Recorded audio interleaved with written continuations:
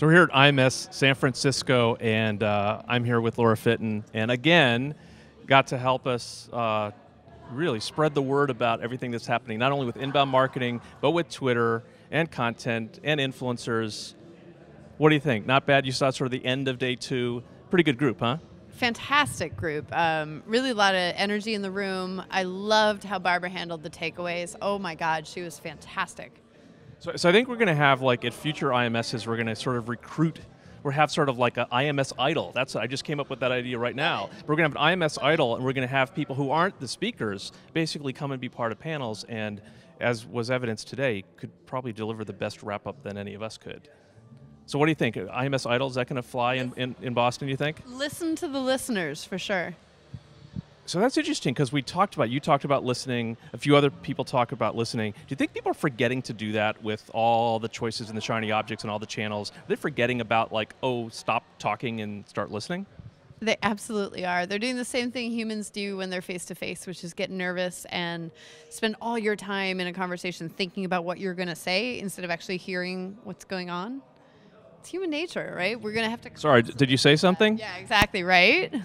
So you also mentioned something that I thought was interesting, is tell us a little bit more about the Hootsuite relationship, because that's very cool, obviously, how Hubspot and Hootsuite, Hubsuite and Hubspot are coming together.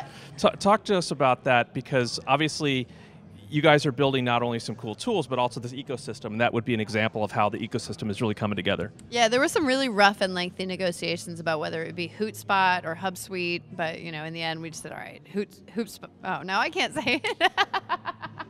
It's deadly. Try and say it 3 times fast. So it's a super exciting partnership. We ourselves use Hootsuite for our own engagement. So we started playing with the tool and thinking about, wow, if it integrated into HubSpot and we could know this and that and this.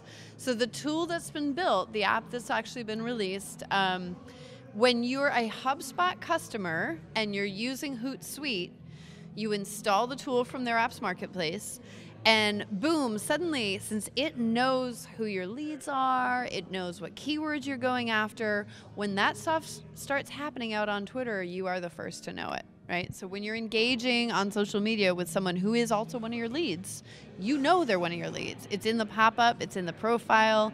When you're on social media, you know, setting up different searches, it will set them up for your keywords, and all the data will flow back and forth. So it's going to really close the loop on social, so that your social engagement, you can see it, you know, drive people down the funnel and convert into sales.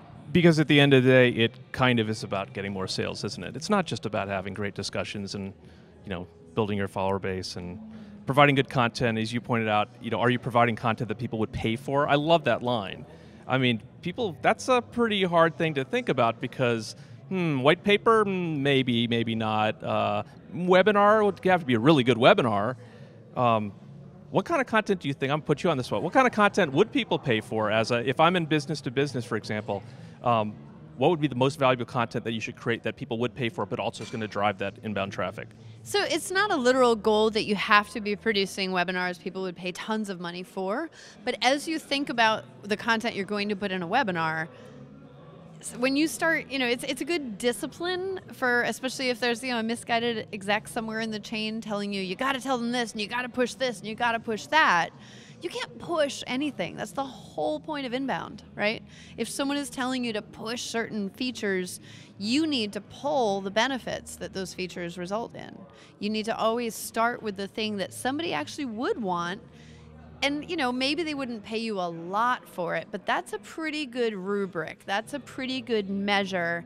It's a pretty good, you know, kind of reality check on whether a piece of content should go out for your marketing. It's like, is this any good to anyone besides us?